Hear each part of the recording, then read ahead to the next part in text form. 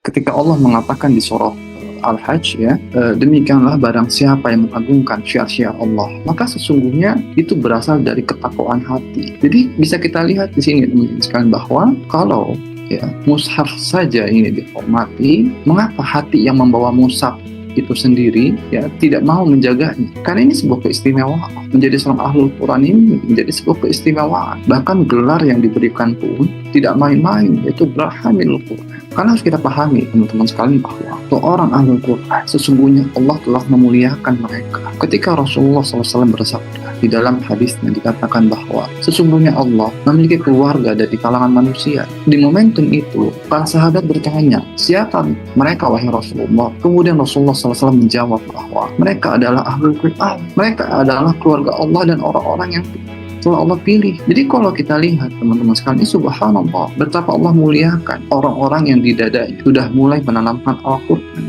Walaupun kita tanamkan baru bertahap, mungkin hari ini satu surah, atau bahkan sudah kita miliki 1 juz, 5 juz, 10 juz, bahkan saya bilang tadi mungkin bisa sebagian kita di sini telah hafal 30 juz gitu. Jadi kalau kita renungkan dari hadis di atas, subhanallah kita ini bukan termasuk orang yang hebat kalau kita lihat, tapi apa?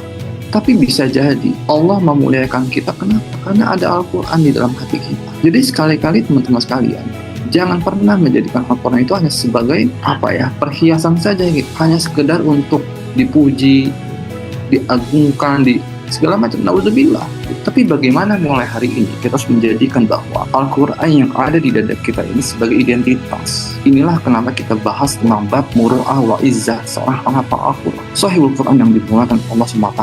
Ada kisah yang cukup menarik, saya nukil dari kisah Abdullah ibnu Mas'ud. Di situ dikatakan bahwa seorang pembawa Al-Quran itu seharusnya dikenal ketika manusia tertidur, ia bangun di tengah malamnya. Pada saat manusia berbuka, mereka saat itu sedang berpuasa. Di saat mereka ia menangis, dan di luar sana banyak orang tertawa dan sebagainya. Kalau kita lihat kisah-kisah itu, runutan itu, bahwa serasa beliau ingin mengatakan bahwa seseorang itu bukan dikenal sekedar hafalannya, tapi dikenal karena akhlaknya. Ada ciri khas yang terlihat. Jadi kalau kita tanya sama diri kita, hari ini orang mengenal kita itu akan apanya? Apa yang mereka lihat dari diri kita? Apakah orang kenal sama kita di titik baru sekedar hafalannya, atau sudah paket dengan akhlaknya? Makanya pada saat kita bahas tentang bab niat di batch yang kedua, di sesi yang pertama, apa kita nggak khawatir Al-Quran itu hanya berhenti di lisan kita, tak pernah masuk ke dalam hati kita?